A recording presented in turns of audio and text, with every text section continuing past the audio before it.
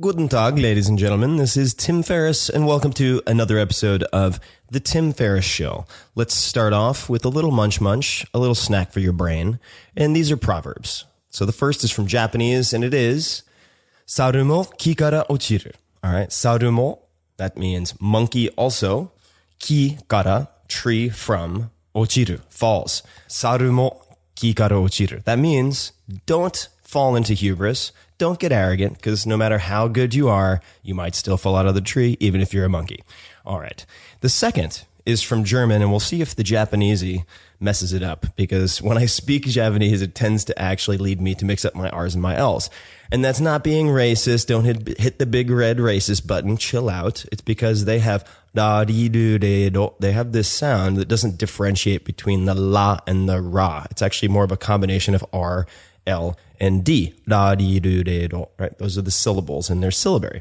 So, moving to the German, this one means in English, I'll give that first, during hardship, the devil eats flies. So the English equivalent might be beggars can't be choosers, or desperate times call for desperate measures, which is very appropriate to this episode. And this one is, in der Not frisst der Teufel fliegen. All right? In der Not, which is during hardship, frisst, eat, which is actually, it's fressen instead of essen, which is kind of interesting. But frisst der Teufel, that's the devil, fliegen, flies. All right? So during hardship, the devil eat flies. The devil eat flies, he say. No, speak of the English. Okay, moving on. Sorry, I've had a lot of caffeine. I'm feeling frisky. This episode is featuring guest Joe Sena. Joe Sena is a maniac. He is a crazy man. He's also the CEO and co-founder of Spartan Race. But prior to that, because Spartan Race, perhaps as you know, has been attempted, perhaps completed, by 1 million plus people in 12 plus countries around the world. It's a huge business, a massive success, a phenomenon. Prior to that, he did things like run the Iditarod, which is the world's most famous dog sledding race, by foot. Why? Because perhaps he's a masochist. I don't know what drives someone to do such a thing. But we explore why he might do that. He's done things like the Vermont 100, the Badwater Ultramarathon. He's completed many other races that would kill most mortal men, like the Lake Placid Ironman. And he did all 3 of those in 1 week, by the way. The predecessor to Spartan Race was called the Death Race, because in effect, it was designed to kill people. And in his spare time, prior to, I think, that epoch in his life, he was a derivatives and equities trader on Wall Street, but he came from very humble beginnings. And I find that Joe is very tactical. He's very astute. He has very pragmatic philosophies of life that you can apply. And I found his stories fascinating. We really tried to dig deep, or I tried to dig deep. I hope you enjoy it. 2 last things. Number 1, for all the show notes, links, including to his book, which is a new book, Spartan Up. I encourage you to check it out.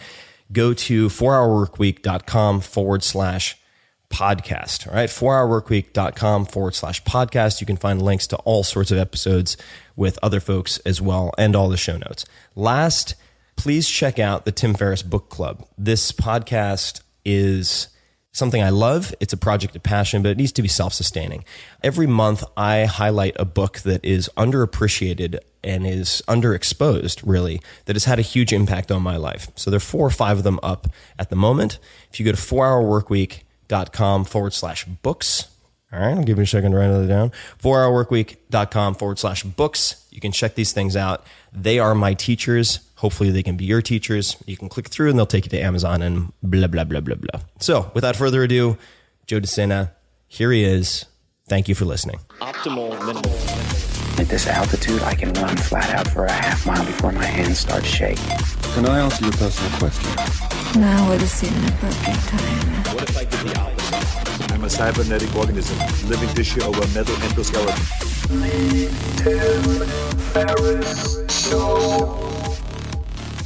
Joe, thank you for making the time to jump on the phone. I appreciate it. Thanks for having me. And quite the story that you have. Now, you were introduced to me by Josh, I believe it was, over at Summit Series. And of course, you seem to be in all places at once. And what would be great as a starting point is to just give a little bit of background on who you are for those people who may not be immediately familiar with you. Yeah. So just background on me and where I came from. Yeah, exactly.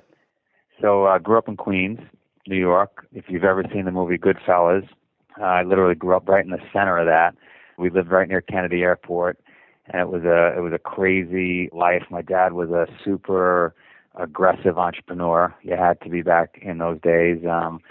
He had a greenhouse. He had a trucking business. He was in air freight. He had a disco. I mean, you name it, he had it. And around the mid-'80s, started to have some real trouble just because he was overextended. Mm-hmm. And parents got divorced. Mom moved to Ithaca, New York, to get us out of that insanity of, it was basically just a big organized crime area where we were. It was probably organized crime capital of the world. And thank God she did. But I had my dad's DNA regarding work ethic.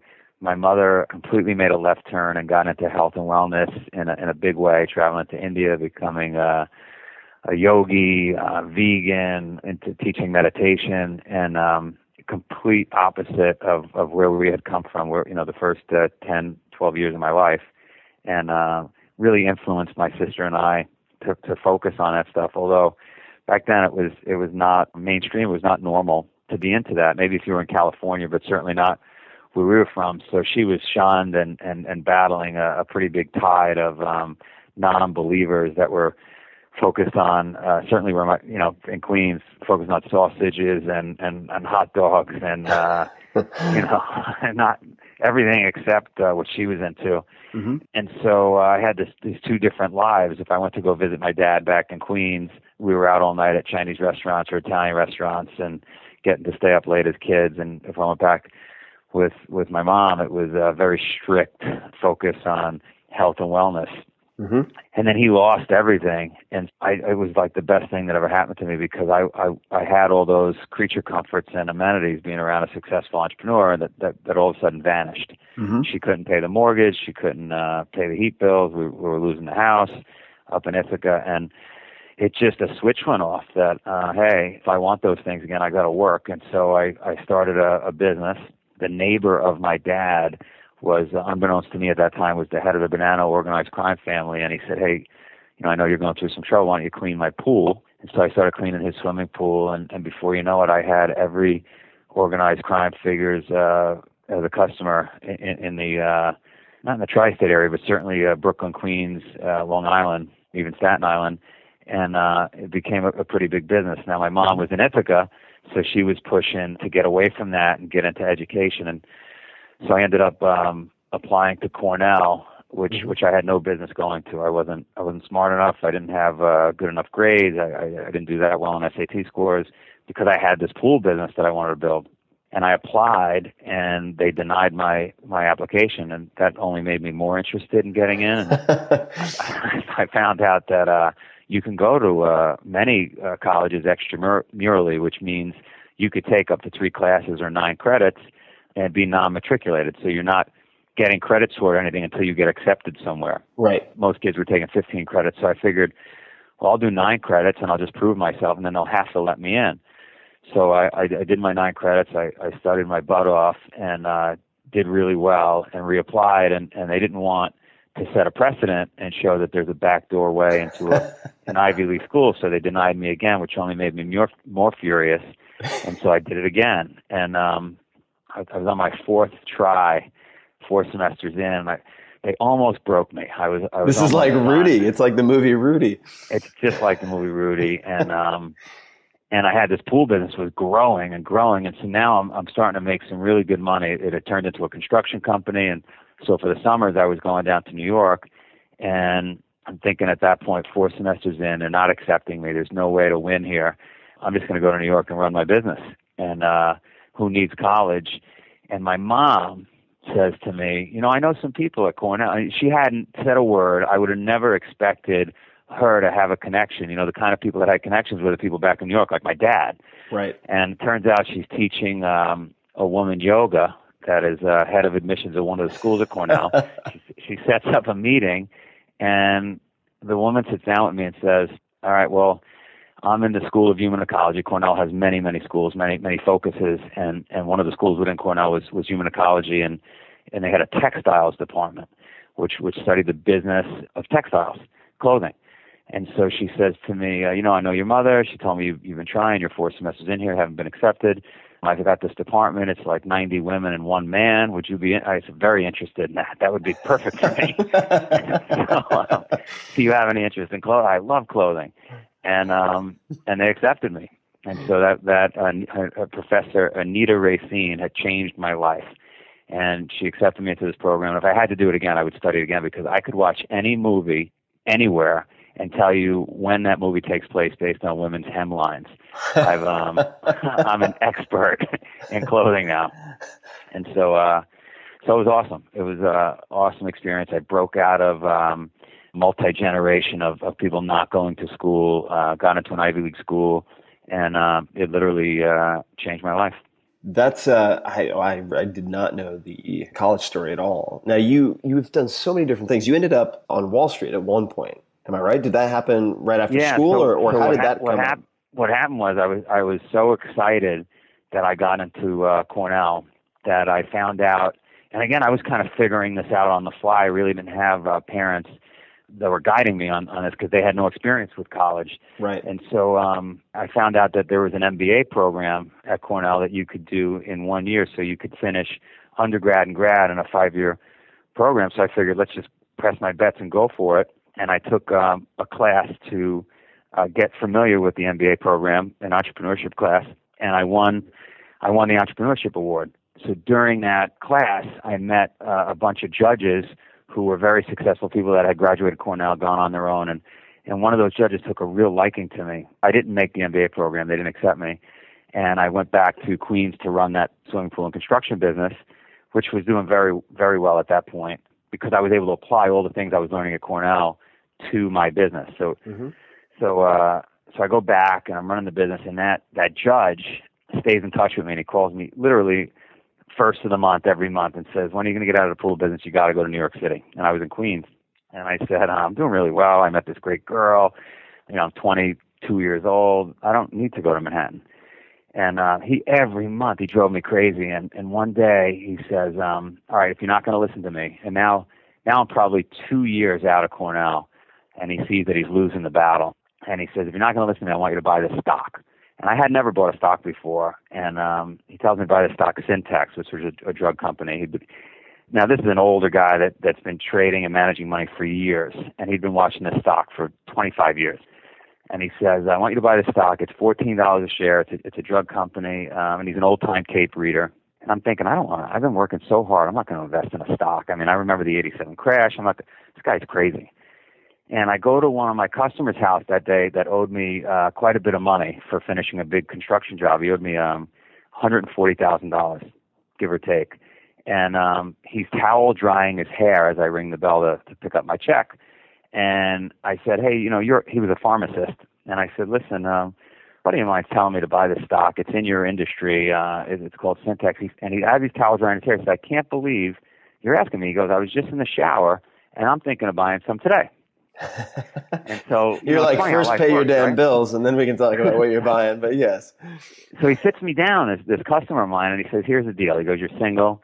You're making quite a bit of money now, running this business. If you're ever going to take chances in life, now's the time to do it, because you don't have a family. And he convinces me, he calls his broker, because I don't have a broker, I don't know how to do this, and he convinces me to take the entire check, the $140,000, and buy this stock, right? And I go from not wanting to invest, and everybody's crazy, to within an hour later, I'm investing the entire check in this stock. And the next day, the company gets taken over. And there was no funny business. It was just these were old timers that I guess read the tape well. And I made $100,000, and I said, I'm going to Wall Street. This is unbelievable. This is crazy. So I spend the next 2 years trying to get a job on Wall Street, because really I'm a pool and construction guy from Queens. I have a textile degree. I have no business getting a job on Wall Street. I'm already making at that point, really good money. And so any job I'm even lucky to get would maybe pay me $30,000 a year. And I'm so lucky that I was guided by this guy out of Cornell, because he guides me to the institutional side of the business. And I ended up getting this job where they trained me in the whole industry. I worked in research, I worked in investment banking, I worked on the floor of the New York Stock Exchange, and literally I spent 2 years just bouncing from department to department, learning the entire business.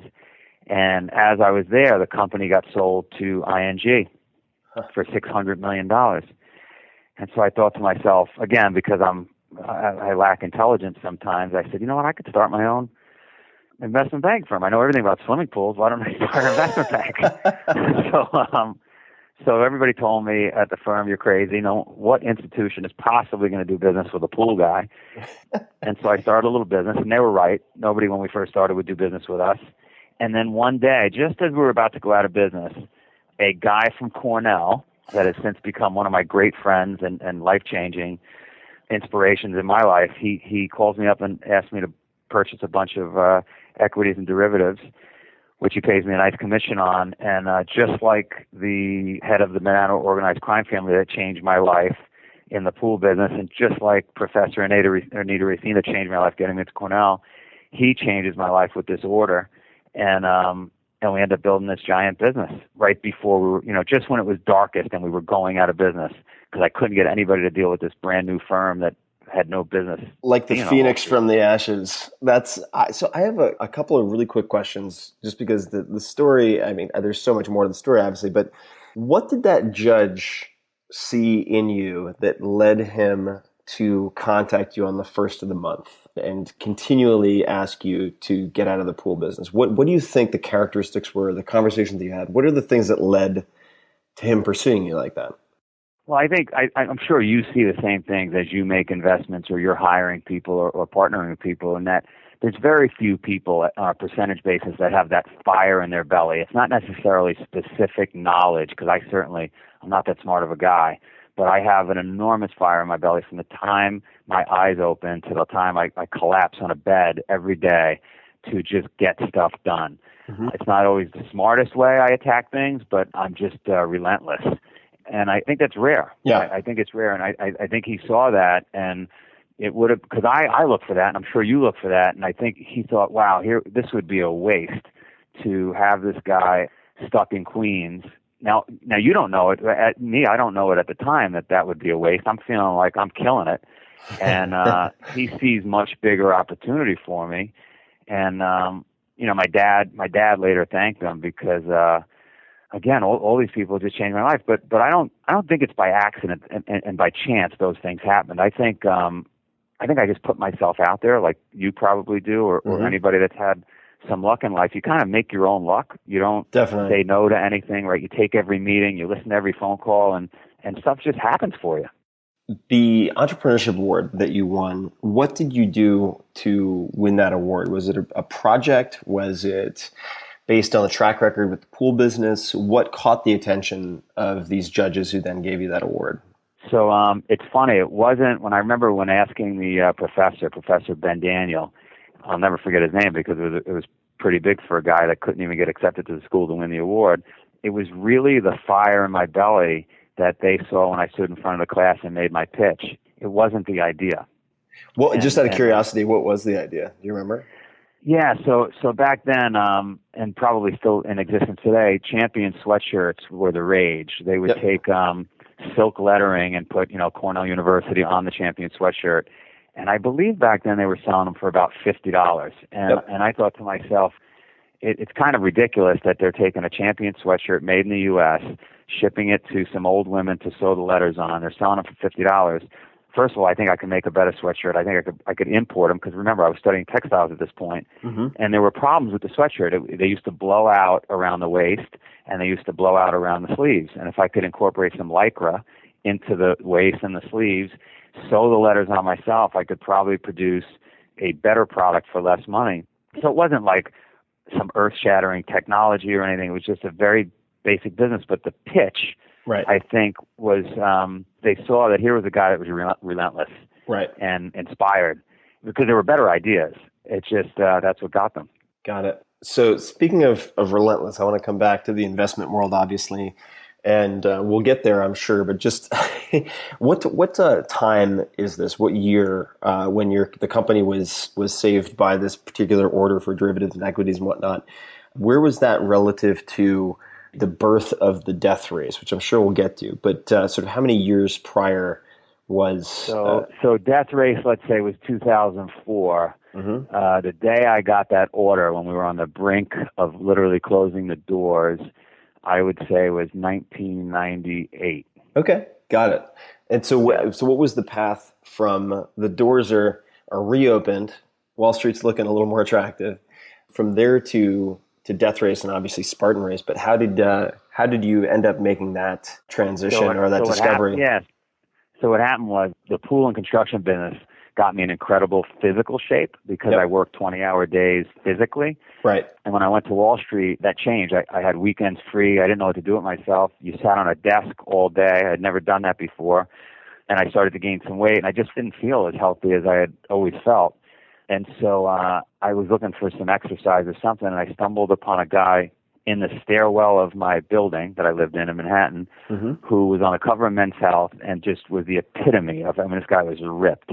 And I met him in the stairwell, and I just was inquiring, and I wanted to work out, and he said, jump in the stairs with me every day, and we started doing stairs together. The first day I could do 5 flights and then 10 flights, and he started to get me motivated by telling me about these things called adventure races. And so he hooked me. He got me to go do a small 3-hour adventure race in Texas, and I was hooked. I was outside. I felt alive again, and I said, man, what's the next level? I got to do something bigger. And he said, well, you could do a 24-hour race, but you got to really sign me up. I got to do it.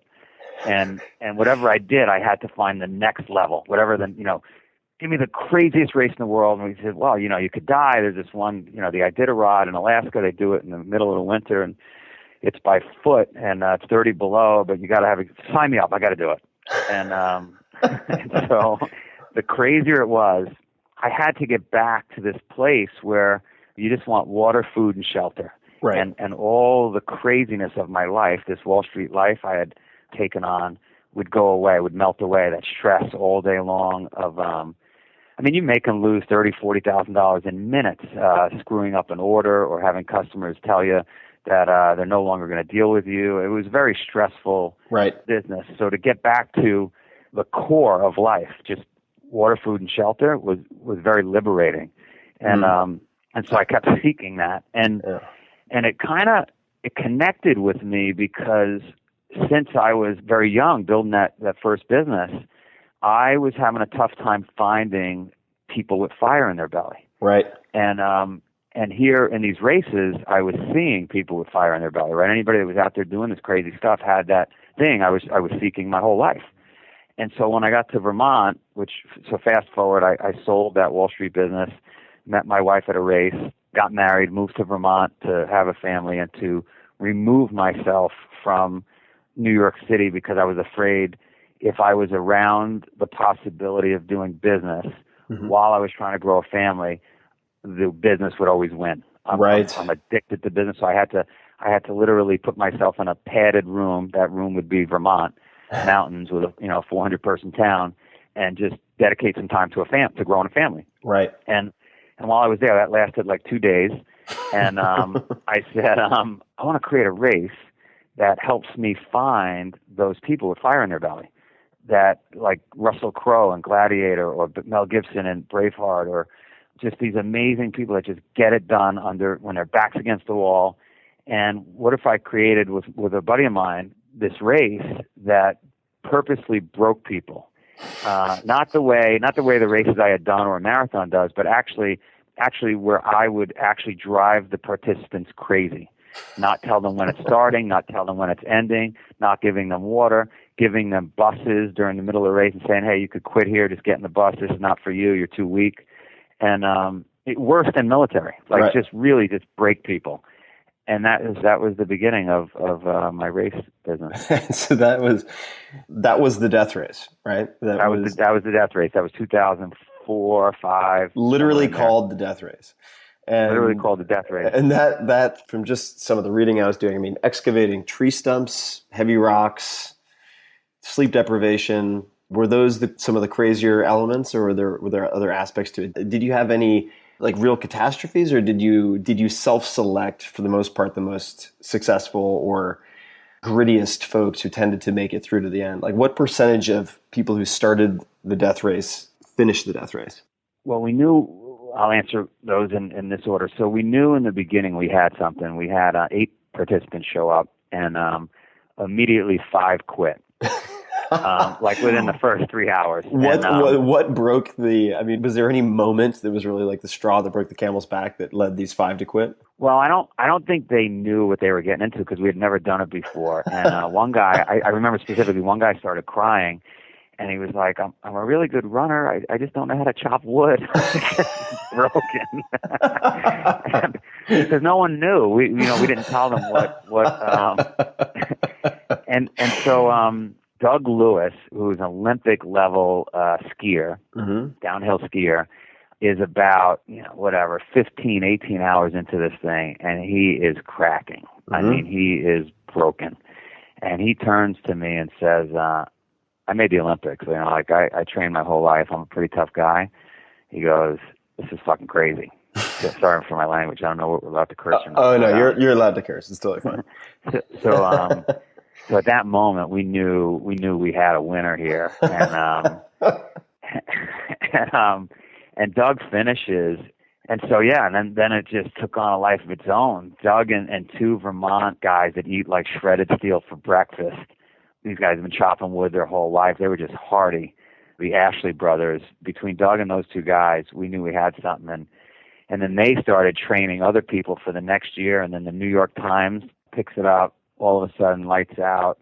My home phone starts ringing from every TV producer in the U.S., whether it was, Discovery Channel, Nat Geo, BBC. My wife's fielding calls for a reality TV show, screaming at me, "We're not doing a reality TV show." Well, let's just listen and see what people have to say. and then ultimately, the top guy in reality, outside of Mark Burnett, this guy Craig Pelagian from Pilgrim Films, called and flew in on his private jet to Vermont, and we met and shook hands, and we sold the show to Discovery in 6 minutes. They bought 13 shows. This was going to be unbelievable. We started a casting call, and that's when I started to learn everything about television, because the new CEO came into Discovery. The CEO that bought the show from us got fired, and the new guy comes in and says, "I'm not taking any of the old shows because I have no upside. If it's bad, I'm going to get yelled at, and if it's good, I'm not going to get any credit." Right. So he drops it, and then we spend the next years trying to get a TV deal. In that time frame, I started up something called Spartan Race, and while we thought we had a TV deal, and Spartan Race was an attempt to tone the death race down a bit, and make it for the masses, to maybe find that fire in people's belly, and get people off the couch and get them healthy. And thought maybe 50,000 people would compete in the Spartan Race. I thought, I'll invest. I'm not going to invest more than $50,000 in this. I'm kind of retired in Vermont, having fun with the death race. And I begged everybody I knew to run it or invest in it. And everybody said, "Who's going to crawl under barbed wire and jump over fire?" And it sounds ridiculous. Like, no one's going to do that. And that first race, you could see the look on people's faces, like there was something there. They went primal. And all the things I felt when I did those adventure races, they were feeling. And now there was a social network where they could share that feeling that coincided with this Spartan Race, and it just exploded. And so now, this year we'll have 1 million participants in Spartan. We'll be in 131 events around the globe in 17 countries. And I went from trying to grow a family, being retired in a small town in Vermont, to never being home and living on a computer. The full circle hero's journey. So the death race at its peak, how many participants were participating in the death race on an annual basis? So even today, even with the death race now has a lot of visibility thanks to Spartan Race. Right. Even today, the most you'll get on an annual basis will be 400 participants in death race. 15% of them each year will finish. That's our goal. So in other words, if 400 people started today, the race is over in our mind when we get down to 15%. So when 60 people are standing, and if that takes 2 weeks, it takes 2 weeks. And that creates an interesting element because it drives people crazy. Like, we try to pick all the things that are going to drive people crazy. From when I did races, or my partner did races in death race, we know what almost broke us or did break us.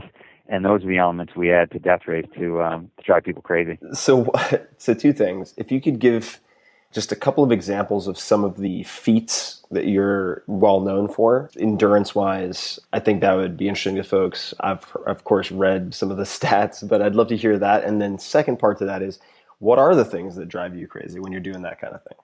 Yeah, so back to that stairwell with that Men's Health cover guy.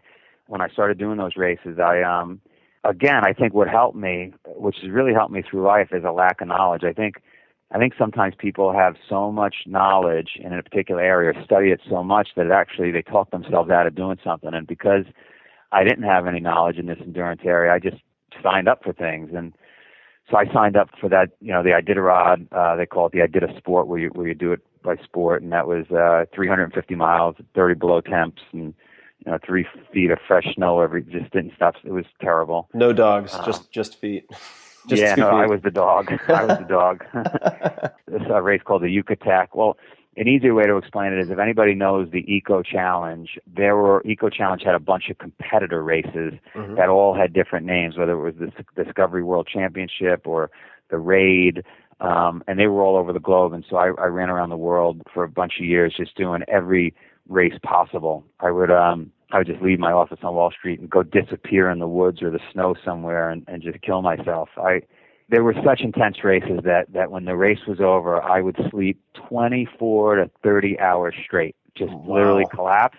And you wake up and you don't even know what day it is, and you get addicted to it. Like you get such a proud, exhilarating feeling from pushing yourself that hard that then you want to do it again.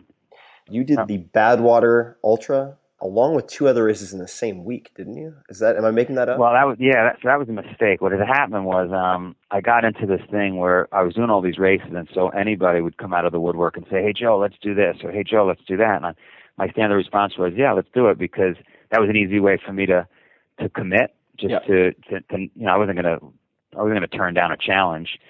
And so one friend had said, "Hey, let's do the Badwater," and yeah, whatever, let's do it. And so sign me up. Another guy said, "Hey, let's do the Lake Placid Ironman." I said, "Yeah, no problem, let's do it." And then somebody else said, "Hey, let's do Vermont 100," and that was like 6 or 8 months before these events.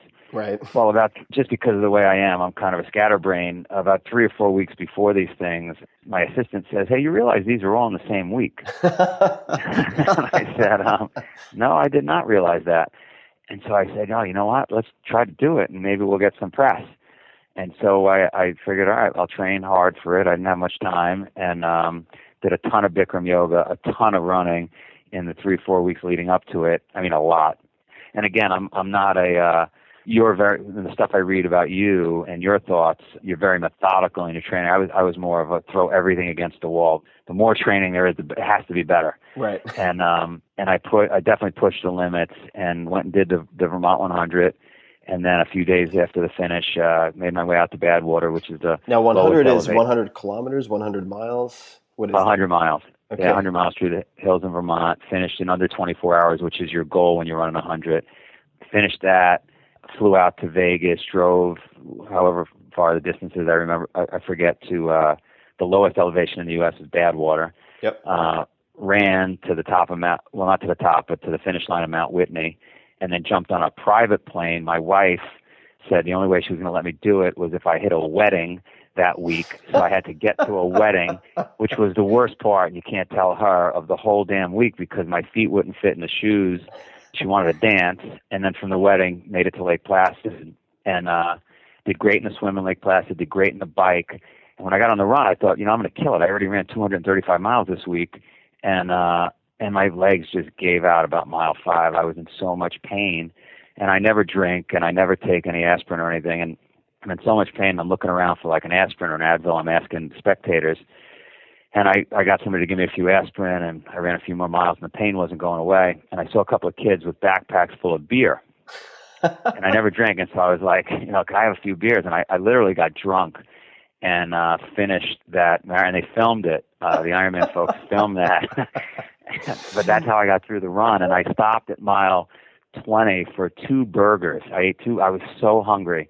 And so I was drunk and full when I came across the finish line of the Ironman. So just to put this in perspective, I mean, obviously that's insane on so many levels, but to put this in perspective for people listening, the Badwater Ultramarathon describes itself as the world's toughest foot race.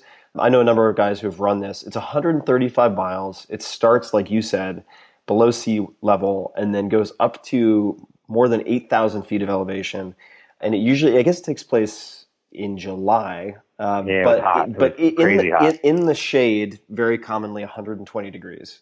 So there It was 131 degrees. My shirt melted and my sneakers melted. It was terrible. So there are people who will have, support vans following them with basically coffins full of ice to, revive them in case they collapse. So we don't have too much time. We'll probably have to do a round two with this at some point. But let me ask a couple of sort of rapid fire questions, and then I'd love to hear what you're up to and obviously tell people about the book. What do people consider you world class at? And ideally, things that are coachable or learnable skills. I'd be curious to know what other people consider you world class at. Well, I'm definitely not a world class athlete. I'm not fast. I was never a good athlete. I would say I'm just relentless. I just don't give up. I'm persistent as hell. And when I get on something, it's like a pit bull. I just don't let up. And it's definitely a sickness because I'm so focused on that thing. It's like I have blinders on like a horse would in a race. I just don't see anything else. I just got to get this done. And so if the race was like forever, I would do really well. If it just kept going until the last person was standing, I would do well. But if it's if it's speed or athleticism, I'm not your guy. Right. When you're hiring people, how many employees do you have for Spartan? So we've got about 40, 45-ish in Boston, and then about the same number overseas in a bunch of different countries. And then with every race we bring in 500 volunteers, which kind of act like employees for the weekend. So it's not a giant operation on a daily basis, but every week we have almost 2.5 events, and so then 1,000 people come in for those events. For the full-time hires, what do you or your people look for? What are the criteria, at least for the first, like the early hires, the first, say, 5 to 10 people? What were you looking for in those people? Well, I'm definitely no expert, and they're much smarter MBAs on how to approach this in a methodical fashion. But for me, since I'm 10, 11 years old, it's really the passion, the fire in the belly that I'm looking for. And it was always, and it's going to sound terrible to Americans, but it was always the Eastern Europeans or like a third world country person, guy or girl, that just outworked anybody else, including myself. Right. And so I'm always looking, and that's what intrigued me so much. And that's really what the book is about, is first of all, why do they outdo us? And how do you not lose that edge if you're that kind of person? And then how do I find more of them? And then is that more important than exact skill sets for the job? And I believe it is. I believe you can teach that really aggressive, fire in their belly, persistent person the task at hand, as opposed to finding an expert in the area and then trying to teach them passion and fire. I think it's hard to teach the other thing, which is that aggressiveness. No, definitely. Have you found any other commonalities? For instance, I know that some companies like EMC, for instance, which is mass data storage, often recruits former football players. Are there any other commonalities or patterns that you've seen in the people who've ended up? It's funny you asked. This is a really interesting one for me because I would have never guessed this. I don't think anybody listening would guess this, but downhill skiers. Huh. I see a high correlation. And then because I'm a skier and because I have children that I take skiing now, I get it. And if you think about skiing, if you're a downhill skier, the moment you make the decision that day to go skiing, it's 50% miserable experience, right? The boots don't fit. You forgot your poles, the goggles, it's snowing, it's sleeting. And if you're a racer, and that's really what I meant to say, they're downhill ski racer. Right. If you're a racer and you've raced a large part of your life, you probably stood on top of the mountain for hours, freezing, waiting for your slot to go. Right. And that builds grit. Right. And so, because it's one thing, you and I, if we were hiking up the mountain, you take your jacket off, no matter how bad the weather is, you can deal with that. But standing still in the cold, getting pounded, takes a certain skill set. In uncomfortable boots, right? In uncomfortable weather and gear. So that's what I found. Excellent. Yeah, that's very interesting you should say that, because I've only recently gotten to know a couple of really highly competitive downhill skiers. And It makes perfect sense. Now that I know them a bit, that does make perfect sense. Are there any books, for instance, besides your own, which I want people to check out, that you've returned to again and again or suggested to other people that's had a large influence on your life or how you look at life? Yeah, I would say loved Atlas Shrugged. Mm-hmm. Read it often. I love Shogun. Yeah, great stuff. Shogun is like puts everything in a proper frame of reference for me. I mean, what that guy is going through, it's like puts your day in perspective. And then, funny enough, I love The 1 Minute Manager. That little book really helped me in business. And I'm not a giant reader, but those are big books for me. And of all the things you could do, obviously financially you're doing very well and have done well at many different things, which has always been very interesting to me. Why write a book? I mean, Spartan Up, of course, chronicles your journey.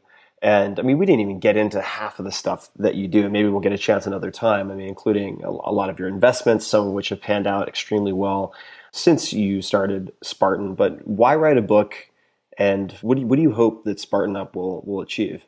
So for me, I've been writing this book for literally since I was able to drive that pool truck. And I would look over to my right and figure out who my employer partner was that day and were they going to make it the whole day, because we were working until 11 o'clock at night. And it just intrigued me, and this is going to sound silly, but like Rocky Balboa, right? Rocky was a big movie back then, and it really intrigued me that in the movie, and granted this wasn't real life, that he was broken and fought to get ahead, and he wins the fight, and all of a sudden he's got money, and then he gets soft. And I'd look over to the right in that pool truck, and I'd think, what makes this guy soft or hard? Mm-hmm. Why is it that when I finally found the Eastern Europeans, they were tough? Right. And I just like the question you asked, like what correlations you're seeing, it's literally intrigued me for 30 years. And I've been writing this book in my head. And why at a young age did I want to take cold showers and like anything I didn't want to do, force myself to do? How do I pass that on to my kids? And so I've been writing this thing for a long time. And I retired in 2005. I was done. I was in Vermont. I'm building my family. Awesome wife, awesome kids. And then we do this Spartan thing. I've got people saying we changed their life and it got them off the couch and they're losing weight and their relationship is better and they're off drinking and they're not doing drugs anymore. And I'm thinking, we're doing something really good here. But even if I reach 1 million, if we reach 1 million people this year, there's still 8 billion. There's a lot of people to reach. Right. So and a lot of them are just not going to come do the race. They're not going to get moving. And so if maybe the book is a way to reach a bunch of people and just get them to do something, because life is such a waste. Like that guy at Cornell that got me to move to New York, he changed my life. That professor changed my life. So if I could change just a few lives with the book, that people that wouldn't go to the race, I win. Right. I'm happy. Right? What else are you going to do in life? You can't just make money and worry about it. You got to do some good things while you're here. And life is fast. It's going to be over soon. And so that was the impetus for this thing. Yeah, it's. I love your story, and I think every time we talk or I text you or anything else, you're always off doing something interesting. And I think that it's like you said, it's not enough to just collect Monopoly chips and make money. Yes, money is useful. It makes a very helpful tool and a terrible master, but you should build things. You should make something interesting with your time that you have on this planet and really create something compelling that excites you. And I think that your story is really inspiring. And so I hope people check out the book. It's Spartan Up, a Take No Prisoners Guide to Overcoming Obstacles and Achieving Peak Performance in Life. We will have to have part 2 to this, I think, at some point. But where's the best place for people to learn more about what you're up to and perhaps Spartan itself? We have a website, is SpartanUpTheBook.com or just Spartan.com. I'll tell you about the races. But SpartanUpTheBook.com will get them to the book. And, I'm excited. Today actually got launched today, the book. So love to get feedback from people and see what they think. Yeah, I'd love to hear what people think as well. So I'll have them check it out. I'll put that in the show notes. And Joe, I'll let you get back to the life and times. And I know you're at another person's office at the moment, so I'll let you get back to all the various adventures, and we will talk very soon. But thank you for taking the time. Thanks for having me. A huge honor being interviewed by you. My pleasure. Obviously, a lot of respect for what you've done, and I'm sure what you will continue to do. So, to be continued. And until next time, thanks very much. Thanks.